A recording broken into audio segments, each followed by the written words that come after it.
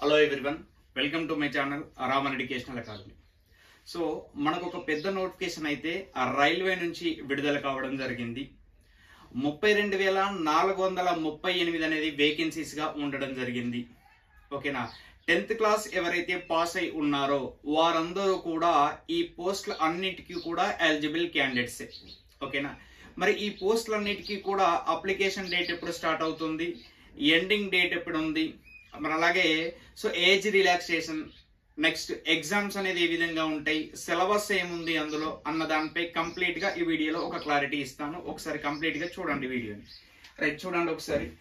ఇది RRC railway recruitment board నుంచి group D అనే ఒక నోటిఫికేషన్ రిలీజ్ కావడం జరిగింది. ఈ వేకెన్సీస్ మొత్తం ఎంత అంటే 32,438 అనేది వేకెన్సీ. నెక్స్ట్ మరి ఈ వేకెన్సీస్ కి అప్లికేషన్ డేట్ అనేది ఎప్పుడు స్టార్ట్ అయిందంటే జనవరి 23 నుంచి అప్లికేషన్ డేట్ అనేది స్టార్ట్ అయింది. మరి క్లోజింగ్ డేట్ అనేది ఎప్పుడు ఉంది అంటే 23 ఫిబ్రవరి అనేది క్లోజింగ్ డేట్ గా ఉండడం జరిగింది. ఓకేనా. అప్లికేషన్ డేట్ ఏమో 1 జనవరి జనవరి 23 అని, ఎండింగ్ డేట్ అనేది ఫిబ్రవరి 23 అని. ఓకేనా. మరి ఏజ్ అనేది ఏ విధంగా ఉంది ఈ పోస్టులకి రిజర్వేషన్ ప్రకారం చూసినట్లయితే జనరల్ గా 18 to 36 ఎవరైతే ఉన్నారో వారందరికీ కూడా ఈ పోస్టులకి ఎలిజిబుల్. మరి ఒక ఓబీసీ క్యాండిడేట్ కి ఏజ్ రిలాక్సేషన్ ఉందా అంటే 3 years అనేది ఏజ్ రిలాక్సేషన్ ఉంది. అంటే 36 + 3 39 వరకు కూడా ఈ పోస్టులకి ఎలిజిబులే. నెక్స్ట్ ఎస్సీ ఎస్టీ గాని అబ్జర్వ్ చేస్తే ఈ ఎస్సీ ఎస్టీ వాళ్ళకు 5 years అనేది ఏజ్ రిలాక్సేషన్ ఉంది. అంటే 36 + 5 అంటే 41 వరకు కూడా ఈ పోస్టులకి ఎలిజిబులే. అండ్ ఎక్స్ సర్వీస్ మ్యాన్ కి 36 + 6 years. అండ్ ఇక్కడ ఫిజికల్ విత్ డిజబిలిటీ వాళ్లకు యూఆర్ అయితే 10 years ఉంది. అలాగే ఓబీసీ అయితే 13 years ఉంది.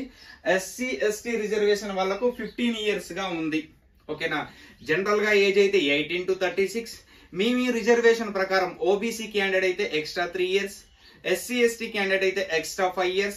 నెక్స్ట్ ఇక్కడ సో అబ్జర్వ్ చేస్తే ఎక్స్ సర్వీస్ మ్యాన్ అయితే ఎక్స్ట్రా 6 years. అండ్ మళ్ళీ పర్సనల్ విత్ డిజబిలిటీ వాళ్ళకైతే సో వాళ్ళకు మళ్ళీ రిజర్వేషన్ ప్రకారం మళ్ళీ ఏజ్ రిలాక్సేషన్ అనేది ఉండడం జరిగింది. ఇది కంప్లీట్ గా ఏజ్ కి సంబంధించి ఇన్ఫర్మేషన్. నెక్స్ట్ చూడండి అప్లికేషన్ ఫీ. మరి ఈ పోస్టులకు అప్లికేషన్ చేయడానికి ఫీజు ఎంత ఉంటుందంటే యూఆర్ లో ఓబీసీలో ఫీ ఎంత అంటే 500 రూపీస్ గా ఉంది.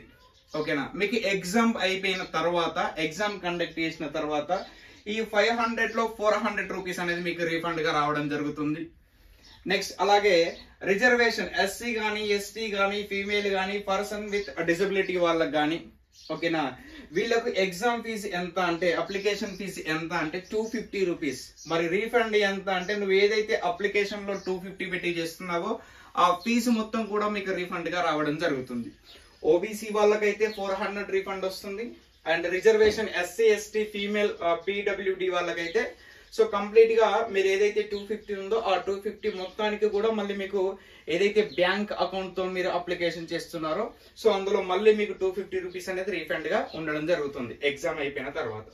మరి క్వాలిఫికేషన్ ఏంటి అంటే ఈ పోస్టులన్నిటికీ 10th గానీ ఐటీఐ గానీ ఓకేనా 10th గానీ ఐటీఐ కానీ అంటే 10th ఉన్న వాళ్ళు అప్లై చేసుకోవచ్చు, ఐటీఐ వాళ్ళు కూడా అప్లై చేసుకోవచ్చు.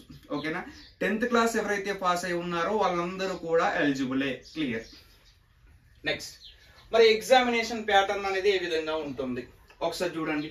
జనరల్ గా మొత్తం ఈ గ్రూప్ డి లో 100 క్వశ్చన్స్ గానీ ఎగ్జామ్ అనేది ఉండడం జరుగుతుంది. మరి టైం పీరియడ్ డ్యూరేషన్ ఎంత అంటే 90 minutes. Questions 100 questions minutes time period అనేది 90 minutes. క్లియర్ కదా.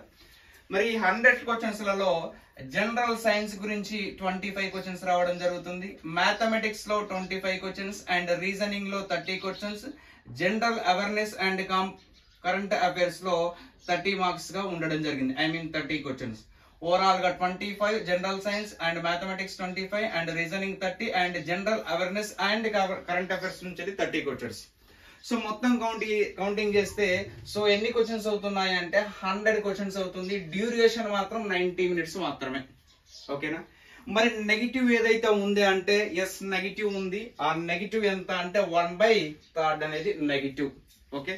రైట్. నెక్స్ట్ మరి ఈ ఎగ్జామ్ క్వాలిఫై అయిన తర్వాత మీకు ఏదైతే కట్ ఆఫ్ పెడుతుండో ఆ కట్ ఆఫ్ రీచ్ అయిన తర్వాత నెక్స్ట్ ప్రాసెస్ ఏంటంటే ఫిజికల్ ఎఫిషియన్సీ టెస్ట్, పిఈటి ఉంటుంది. ఇందులో మేల్ కి సంబంధించి ఉంటుంది, ఫీమేల్ కి సంబంధించి ఆ ఫిజికల్ ఎఫిషియన్సీ టెస్ట్ అనేది ఉండడం జరుగుతుంది. మరి మేల్ కి సంబంధించి 100 మీటర్స్ ఉంటుంది. ఇది 4 minutes 15 seconds లో రీచ్ కావాలి. నెక్స్ట్ అలాగే ఇంకో ఈవెంట్ ఏదైతే ఉందో 35 kg వెయిట్ తో 100 meters అనేది 2 minutes లో రీచ్ కావాలి. నెక్స్ట్ ఫీమేల్ కి సంబంధించిన క్యాండిడేట్స్ గురించి చెప్తున్నా చూడండి. ఇక్కడ ఈ ఫీమేల్ కి సంబంధించి 1000 meters ఉంటుంది. ఇది 5 minutes 40 seconds లో ఏదైతే 1000 meters ఉందో దాన్ని రీచ్ కావడం జరగాలి.